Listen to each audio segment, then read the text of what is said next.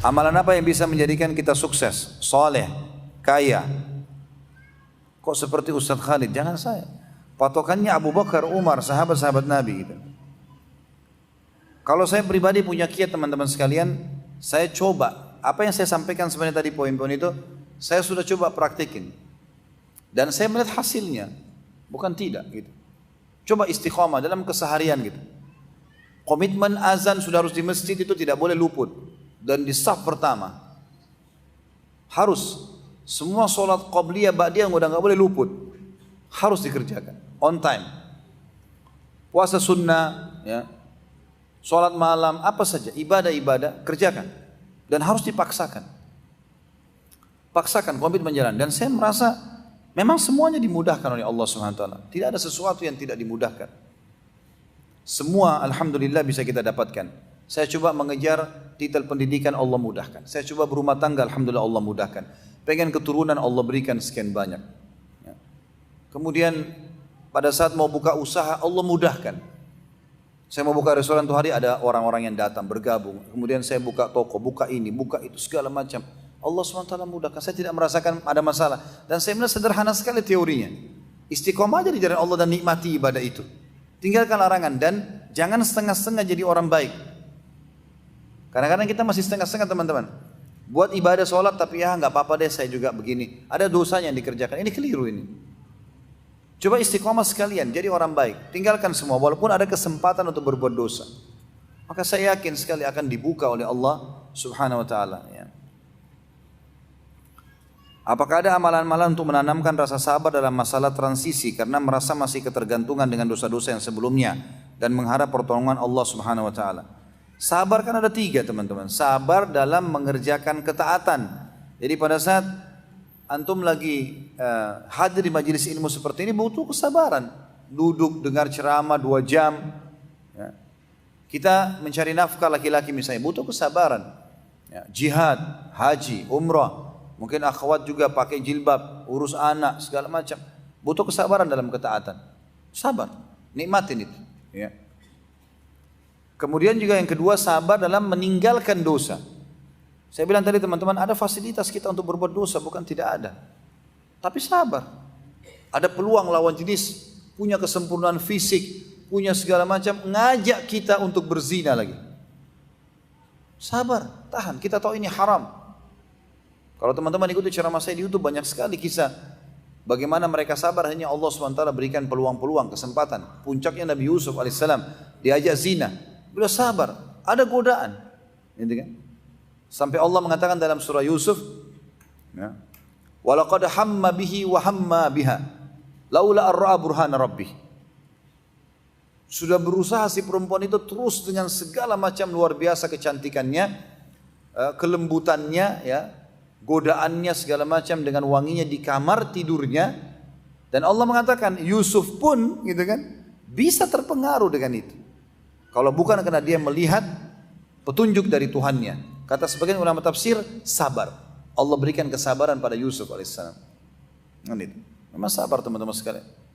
Kata Nabi SAW, siapa yang sedang melihat kelawan jenisnya yang tidak halal buat dia, lalu dia turunkan pandangannya, dia takut kena fitnah, dia nggak mau, dia turunkan pandangannya, maka Allah akan tanamkan dalam hatinya keimanan, kenikmatan iman sampai menjelang hari kiamat. Kuasa Allah SWT. Jadi memang kita harus sabar dalam meninggalkan dosa. Karena semua kita pasti punya peluang zina teman-teman. Bagaimana enggak? Kita safar masuk di hotel, sendirian di hotel. Bisa panggil orang untuk berzina. Ya. Pada saat ini, pada saat itu, apa saja kesempatan banyak. Apa yang menghalangi kita berbuat dosa? Tidak ada kecuali kesabaran itu. Dan yang ketiga adalah sabar dalam meninggalkan cobaan harian. Ya. Cobaan harian. Dan yakinlah teman-teman, janji Allah yang bisa membuat kita bisa komitmen dengan sabar, janji Allah SWT. Tidak boleh ragu dengan masalah itu. Antum tinggal mempertahankan iman dan amal saleh. Demi Allah, janji Allah tidak akan luput teman-teman. Pasti innallaha la yukhliful mi'ad. Yang kita baca tadi itu bukan teori saja. Praktekin akan didapat. Yang berjanji ini bukan pimpinan perusahaan, bukan presiden, bukan seorang saudagar kaya yang niat mau bantu kita. Pencipta langit dan bumi. Ya. Coba tanamkan keyakinan yang sangat kuat. Ya. Ada judul ceramah saya di YouTube, saya sarankan teman-teman ikutin itu. Dan renungi kisah-kisahnya. Judulnya Saudaraku Inilah Pondasi Agamamu.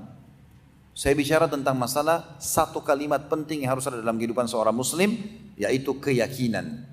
Tak boleh ragu teman-teman sekalian. Yakin.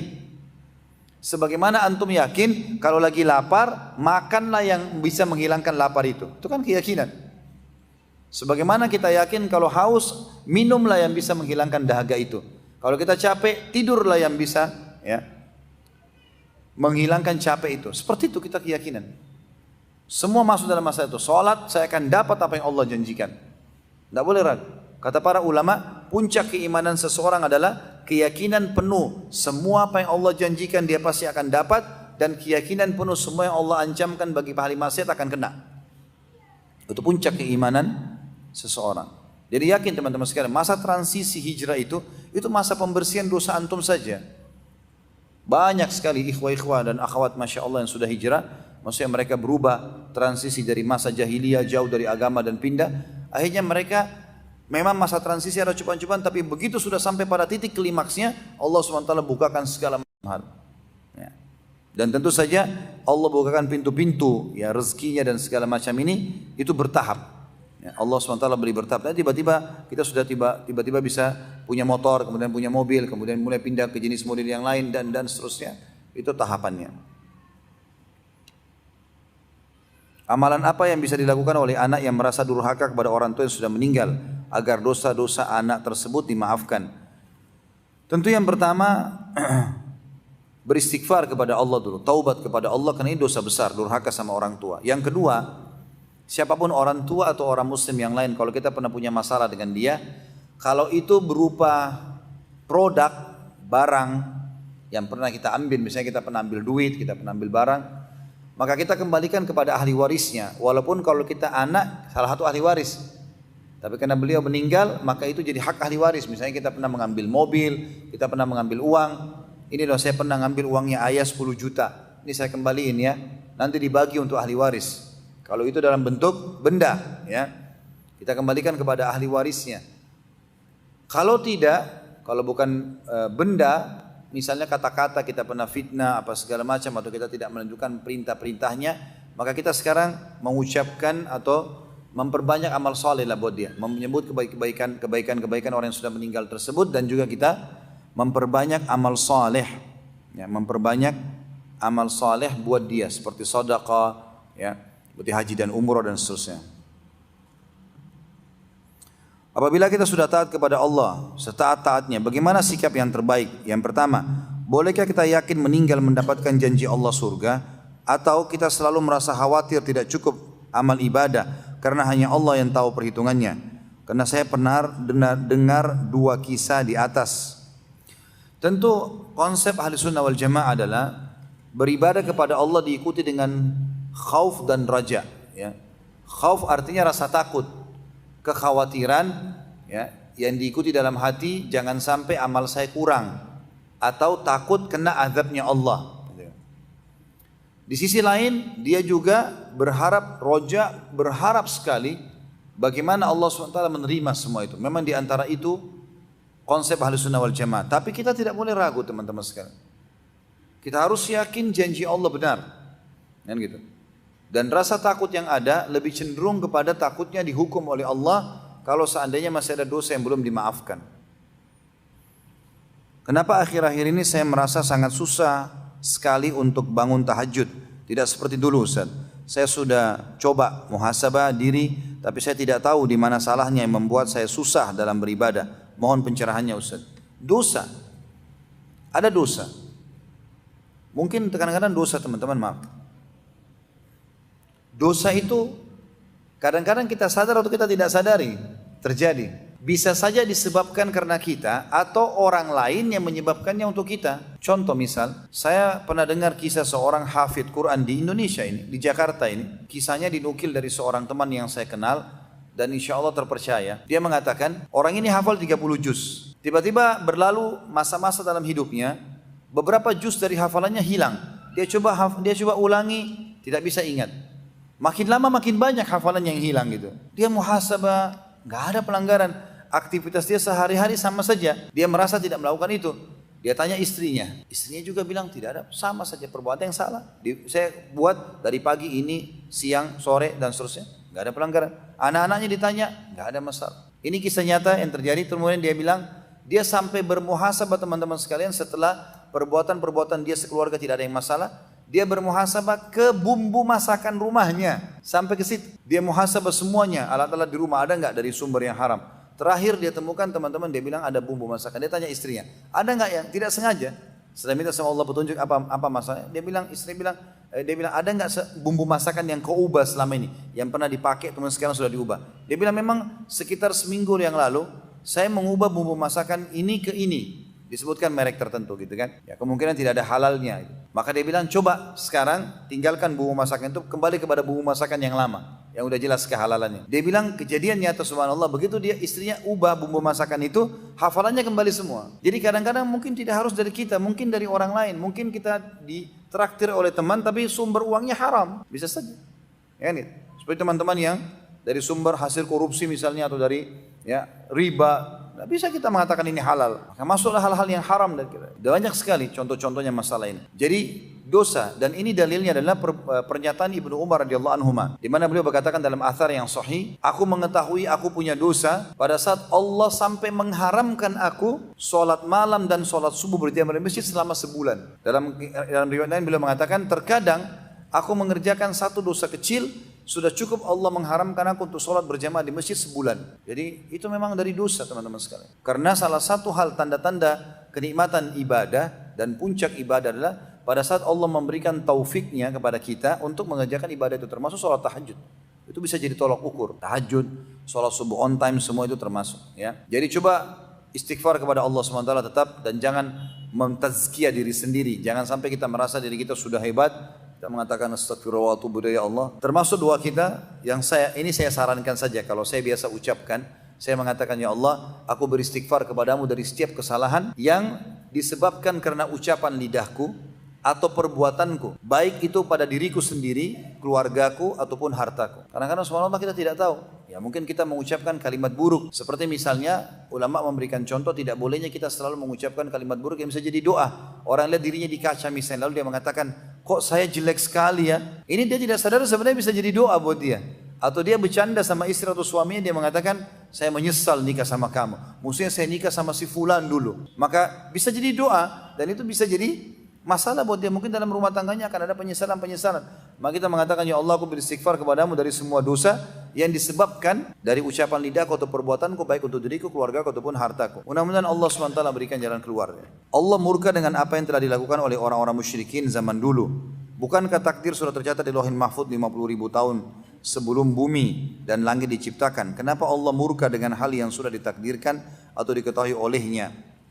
Itu kuasa Allah SWT yang pertama teman-teman. Kita kalau masuk ke dalam bab takdir, ini bab rukun iman. Iman itu dasarnya adalah menerima dan patuh. Dasarnya itu, ya, itu dulu poinnya. Masalah kasus Allah murka dan Allah sudah tentukan, karena memang Allah Subhanahu Wa Taala menentukan kebaikan dan keburukan, amal soleh dan dosa, gitu kan?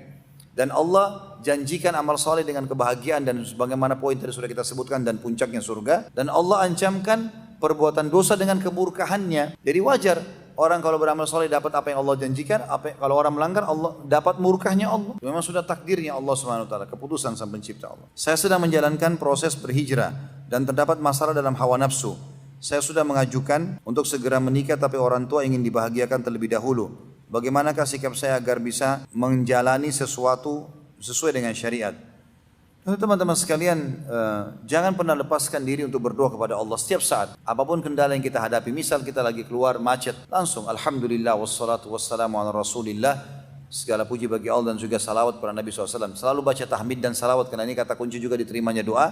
Ya Allah, mudahkanlah macet ini buat saya. Misal begitu. Apapun yang kita hadapi, termasuk dalam masalah tadi kasus orang mau menikah, orang tuanya masih ada penghambat. Ya, maka mohon kepada Allah SWT agar dilunakkan hatinya, dimudahkan urusannya, gitu kan. Dan tidak ada yang mustahil teman-teman. Mengeluh dengan manusia, berkeluh kesah dengan manusia, hanya akan sampai kepada pendapat dia sebagai manusia. Ada kisah nyata seorang syekh di Saudi, namanya Syekh Muhammad. Beliau sekarang salah satu Hay'ah Kibar Ulama, salah satu ulama besar di Saudi. Kalau kita di Indonesia mungkin masuk dalam MUI ya, seperti itulah. Ada majelis ulama di Saudi. Dan beliau bercerita, ada satu temannya syekh juga di Madinah, anaknya kebetulan 2 orang perempuan, dua-duanya sudah menikah. Tapi temannya ini, jadi Syekh Muhammad menceritakan temannya ini punya anak 2 perempuan yang dua-duanya sudah menikah. Anak pertama menikah dan bahagia, anak kedua ini sedikit punya masalah. Masalahnya adalah waktu dilamar sama seorang laki-laki yang berwibawa, orang yang terkenal di sukunya, orang kaya raya, dan secara kelihatannya orangnya baik gitu. Maka diterima lamarannya. Kebetulan anaknya syekh ini yang dari Madinah, dari 2 orang ini yang paling soleha yang kedua ini, baik sekali. Dan dikagetkan syekh ini yang di Madinah ini, temannya Syekh Muhammad, waktu anaknya berkeluh kesah, anaknya menyampaikan, mengatakan, ayah saya tidak menyangka kalau Allah mendatangkan cobaan ini kepada saya. Kata dia, kenapa? Bilang, Allah memberikan saya suami yang luar biasa ini, kasarnya luar biasa. Tidak pernah lewat 2 hari dari kehidupan kami kecuali pasti mukul. Dan mukulnya itu sangat menyakitkan. Saya karena keimanan kepada Allah maka saya pertahankan rumah tangga ini. Dan untuk menjaga nama baik anda gitu. Baik, kata ayahnya si perempuan, saya coba nasihati. Dinasihatilah anak mantunya, tidak mengerti juga. Maka kata Syekh Muhammad, dia datang kepada saya lalu berkata, akhi, saudaraku, saya sudah malu sama anda karena sering berkeluh kesah.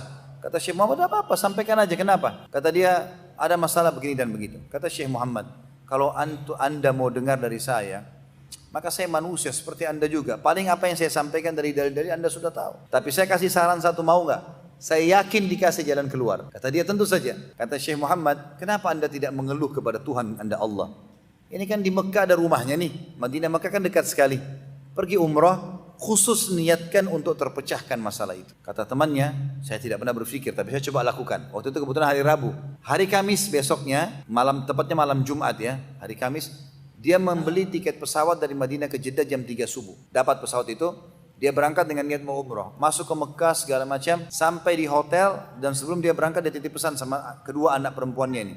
Saya sama ibumu mau pergi umrah di hotel ini nomor hotelnya. Tiba di Mekah juga begitu, masuk di kamar hotel, dia bilang ini nomor tolong titip pesan, ini nomor kamar saya, kalau ada yang telepon, siapapun bilang saya akan telepon balik. Ini cerita kata Syekh Muhammad sebelum ada handphone, sudah lama gitu, sudah dulu 20 tahun yang lalu. Dia bilang, saya pun, kata orang ini yang menceritakan ayat si perempuan, saya bilang saya masuk ke Masjid Haram, kemudian saya sholat, saya tawaf, saya sholat di belakang makam Ibrahim, sa'i, rukun umrah, sampai tiba tahallul. Pas selesai tahallul, subhanallah, azan subuh dia bilang. Kemudian saya sholat subuh, habis sholat subuh dia bilang hati saya terbuka, terlapangkan untuk duduk sampai syuruk. Saya duduk sampai syuruk sama istri saya walaupun sangat mengantuk karena dari jam 2 malam mulai dari rumah. Dia bilang saya pulang ke kamar hotel. Begitu saya tiba, resepsinya langsung bilang, bukankah anda Syekh Fulan? Kata dia, iya. Ada satu perempuan dari tadi telepon kami nih dari Madinah. Telepon terus, nggak berhenti. Dan minta anda telepon balik. Dia bilang khair insya Allah. Mungkin dari anaknya, satu anaknya dia bilang. Dia bilang saya telepon balik. Saya telepon pertama ke anak saya yang pertama, yang perempuan yang bahagia ini. Setelah salam, nak apa kau telepon? Ayah, enggak, tak telepon. Mungkin adik saya si Fulana. Kata Syekh ini, ayahnya si perempuan ini bilang, saya sudah bayangkan bahkan ada masalah baru, pukulan baru, keluhan baru. Tapi sudahlah, saya terima keluhan anak saya. Saya telepon, kemudian anak saya angkat. Saya tanya, nak, setelah salam, apa kau telepon? Dia bilang, iya. Saya telepon ayah. Khairan insya Allah, mudah-mudahan baik. Dia bilang, ayah, demi Allah, saya seperti orang mimpi sekarang. Tadi malam suami saya pukul saya dan marah-marah, gitu kan? Dan dia tidur di kamar sebelah. Kurang lebih 1 jam atau 2 jam yang lalu, dari sekarang, suami saya masuk ke kamar, nangis-nangis dan sampai sekarang masih nangis di depan saya ini, meminta-minta maaf kepada saya dan berjanji akan memperbaiki keadaan rumah tangga ke depan. Orang kalau berkeluh kesah sama Tuhannya teman-teman, Allah maha mendengar, maha melihat, tidak melalui perantara, tinggal antara kita sama sang pencipta Allah. Cuman kadang-kadang kitanya tidak diikuti dengan satu poin penting, keyakinan. Yakin teman-teman sekalian. Antum kalau lagi, misal seseorang punya anak, anaknya sakit, dan dia butuh pinjam uang dari seseorang, atau antum lagi punya hajat penting mau pinjam uang sama seseorang, kira-kira bagaimana cara antum membahasakan ke orang itu? Pasti kita akan konsentrasi, betul-betul tunjukkan kesedihan, kalau perlu anak kita bawa, agar orang ini mengatakan iya saya bantu. Itu namanya orang yang khusyuk, yakin. Dia coba menunjukkan keyakinan supaya orang ini bisa menerimanya. Jadi orang itu merasakan responnya. Kita harus yakin teman-teman sekalian. Kata Nabi SAW, Udu'u rabbakum mukinu bil ijabah. Fa inna Allah la yakbalu du'a min qalbil ghafil. Berdoalah kalian kepada Tuhan kalian dengan penuh keyakinan akan diterima. Dan sesungguhnya ketahuilah Allah tidak akan terima doa dari hati yang lalai. Bagaimana kalau kita sudah setengah 12 ya. Bagaimana jika kita dijatuhkan pada dua pilihan calon istri? Pertama yang bekerja profesi dokter, yang kedua tidak bekerja sebagai ibu rumah tangga saja.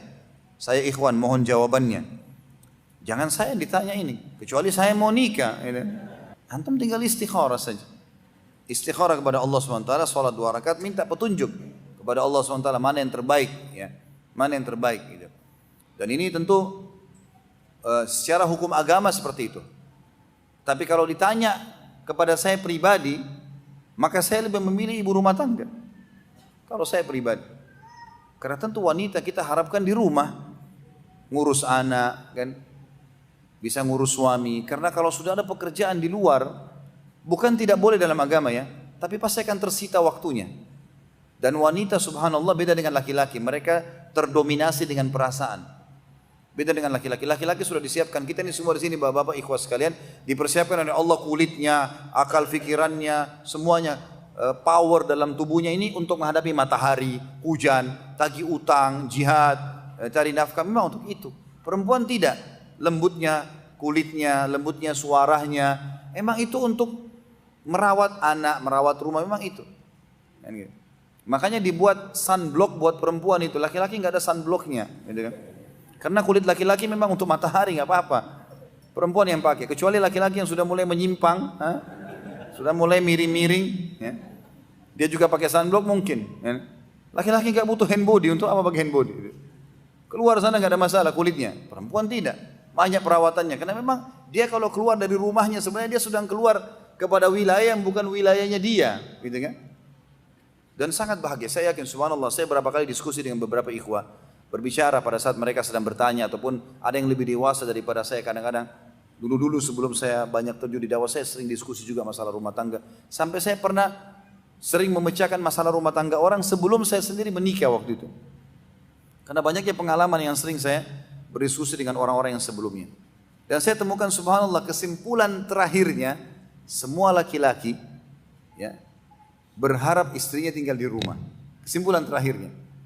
Walaupun istrinya S3, dia berharap nanti kalau dia makan dari masakan istrinya. Dia berharap nanti kalau dia di rumah, istrinya ada di rumah. Dan setiap perempuan yang sibuk dengan profesinya, apa yang terjadi? Maka yang urus suaminya pada saat pulang, pembantunya yang siapin makan. Ya, pakainya yang siapin pembantunya, bukan lagi istrinya. Hilang semua pahalanya nih. Sayang sekali. Gitu kan? Allahu a'lam. Ini tentu cuman berbagi karena pertanyaan diberikan kepada saya. Kalau opsinya pertanyaan kepada saya pribadi, maka saya sampaikan itu. Kalau hukum agamanya istikharah kan kepada Allah SWT. Bisa saja seorang dokter itu lebih baik secara agama. Kita tidak tahu karena kita harus dahulukan agamanya. Tapi kalau dari sisi profesi, maka wanita di rumah itu jauh lebih baik. Luar biasa sebenarnya manfaatnya. Ana baru 2 tahun hijrah, alhamdulillah setiap hari ana selalu nonton kajian ilmu di YouTube. Cobaan yang ana alami sekarang, istri ana belum sepenuhnya hijrah. Sholat sering telat dan harus diingatkan. Kadang saya emosi, kadang saya merasa susah untuk bersatu. Ini minta nasihatnya Ustaz. Sabar akhi, sabar.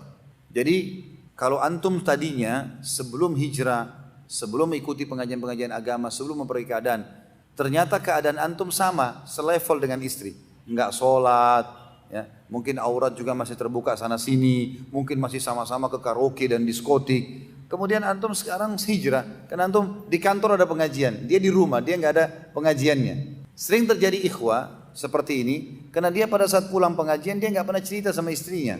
Mestinya duduk, tadi saya di pengajian kantor tuh ada ini loh ceritanya, ini lagi duduk minum teh bersama, lagi santai ceritain. Kita nggak, kita diam dan berharap istri ini berubah dengan sendirinya, nggak mungkin. Sebagaimana juga terjadi pada akhwat hadir di pengajian, nggak pernah cerita sama suaminya, tiba-tiba saja berubah. Gitu kan? Apalagi kadang-kadang tidak disadari, belum memahami tentang hikmah dalam berdakwah, buru-buru, gitu kan? Langsung merasa tidak cocok. Padahal sebenarnya tadinya kita juga seperti dia kan? Semua orang yang belum hijrah teman-teman adalah target pasar kita. Orang kalau sudah berjenggot, untuk apa untuk bicara masalah jenggot dengan dia? Kalau dia sudah paham. Orang yang belum jenggot yang dijadikan pasaran. Orang kalau sudah sholat, setiap masuk masjid sholat terus. Terus antum sampaikan masalah sholat juga. Dia udah tahu. Dia butuh sesuatu yang belum dia kerjakan. Cari orang yang belum sholat di luar sana. Kebanyakan ikhwat dan akhwat kita begitu hijrah, maka selalu yang jadi tolak ukur performannya orang. Begitu ketemu lihat berjenggot nggak? Kalau bukan berarti bukan teman saya. Atau berjilbab besar nggak? Kalau enggak berarti bukan teman saya. Keliru. Justru itu adalah pasar-pasar kita. Kita tanda kutip seperti marketing yang sedang mau menawarkan produk kita, Islam dan Sunnah. Jadi kan, bagaimana kita menjadikan mereka ini aset-aset amal jariah kita. Jangan dibenci teman-teman, rangkul mereka.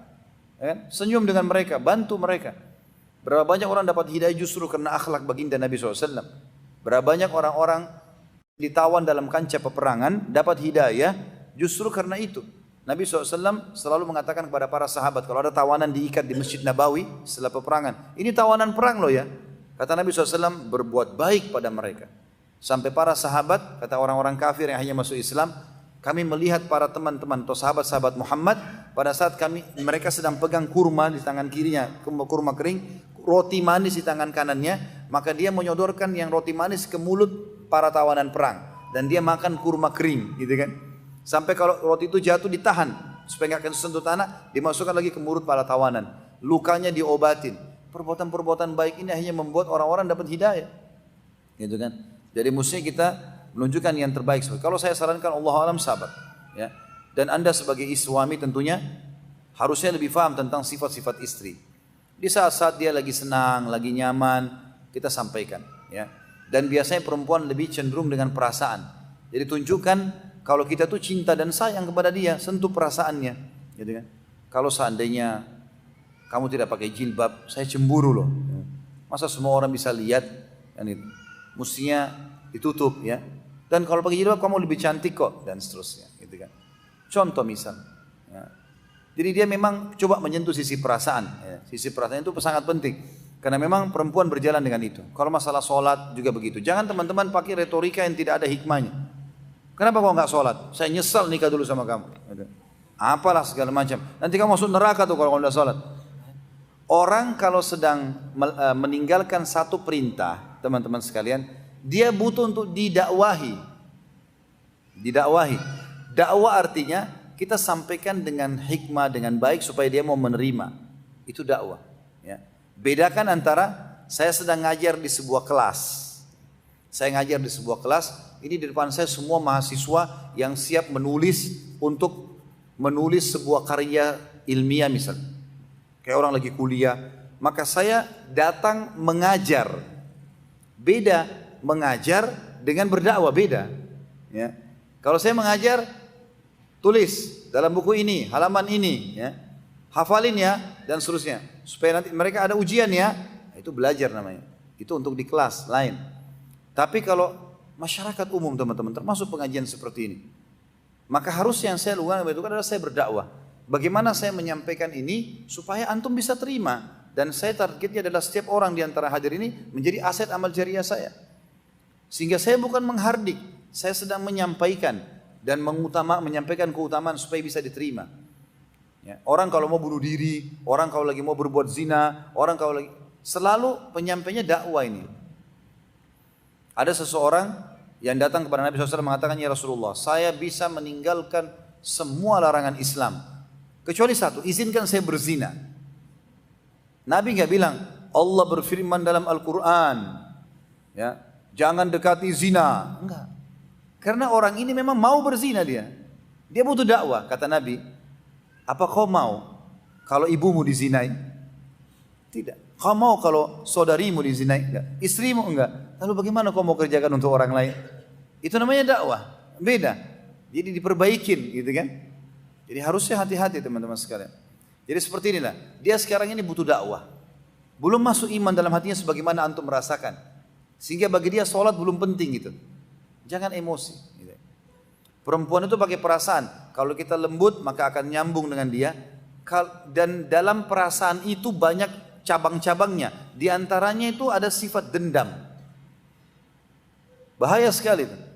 Antum kalau lagi bertengkar sama istri, ribut di WA, maka saya yakin kalau sudah 1 minggu berjalan, mungkin antum laki-laki sudah hapus WA-nya. Kalau akhwat kita coba tanya deh. Kira-kira kalau ada ribut sama suami, setahun yang lalu, 2 tahun pun masih disimpan WA-nya.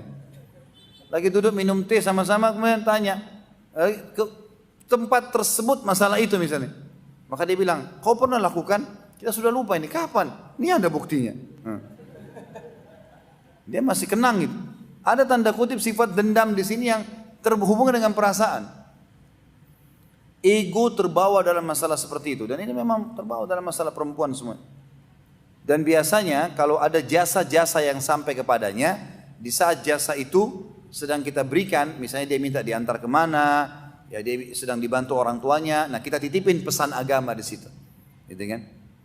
Titipin pesan, ayo kita sholat sama-sama yuk. Saya setelah pulang dari masjid nanti saya imamin kamu sholat ya, tapi dalam kondisi jiwa lagi tenang, ya. Bukan dia lagi ada masalah. Maka ini perlu dakwah teman-teman sekalian. Nabi Nuh alaihissalam sabar mendakwahi istrinya. 950 tahun walaupun istrinya meninggal dalam keadaan kafir akhirnya. Tapi sabar, didakwahi. Karena belum tentu juga, ya mungkin itu memang cobaan kita yang di situ kita bisa dapatkan. Kalau memang betul-betul satu poin, kalau dia sudah betul-betul kita dakwahin dan tidak bisa juga, ya apa boleh buat. Disitulah kita tinggalkan, ya. Artinya kita istikharahkan kepada Allah Subhanahu Wa Taala. Kalau memang Allah berikan ketenangan jiwa untuk berpisah, ya sudah berpisah. Tapi setelah ikhtiar, ya. Mudah-mudahan apa yang saya bacakan tadi itu sudah mewakili. Karena lebih dari setengah sudah kita baca, alhamdulillah. Baik, mungkin begitu saya Bapak Ibu sekalian. Saya masih ada pengajian di tempat lain lagi. Semoga apa yang kita bahas hari ini bermanfaat buat kita semua. Dan kita berdoa kepada Allah Subhanahu Wa Taala dengan kemahamurahannya agar seluruh amal soleh yang pernah kita kerjakan tanpa terkecuali sampai menjelang ajal atau nanti diterima dengan kemahamurahannya. Dan semoga seluruh dosa yang pernah kita kerjakan, sekecil sampai sebesar apapun, diganti dengan kemahamurahannya menjadi pahala. Dan selalu kita berdoa dan tidak pernah luput dari lisan kita insyaAllah agar negara kita Indonesia menjadi negara yang aman, tentram, damai, dan seluruh umat Islam di bawah naungan ukhuwah Islamiyah, dan juga diangkat perselisihan di antara mereka, serta diberikan atau dikaruniakan pemimpin muslim yang adil yang kembali kepada Al-Quran dan Sunnah, dan semoga Indonesia menjadi contoh bagi negara-negara yang lain. Dan tidak pernah kita lupa juga doakan saudara kita di Palestina, di Syria, di Yaman, di Irak, di Myanmar, di Ahsa, di mana mereka berada sedang tertindas. Semoga Allah ikhlaskan niat mereka, terima para syuhada mereka, muliakan Islam di tangan mereka dan tangan kita semua, dan semoga Allah partisipasikan kita bersama mereka di pahala, baik dengan doa, dengan harta, juga dengan jiwa kita. Dan semoga Allah dengan kemahamurahannya menyatukan kita semua di surga firdausnya tanpa hisab. Mana saya bukan di majelis ilmu yang mulia ini. Kalau ada benar dari Allah, kalau ada salah dari saya mohon dimaafkan. Subhanakallahumma bihamdika asyhadu an la ilaha illa anta astaghfiruka wa atubu ilaik. Wassalamualaikum warahmatullahi wabarakatuh.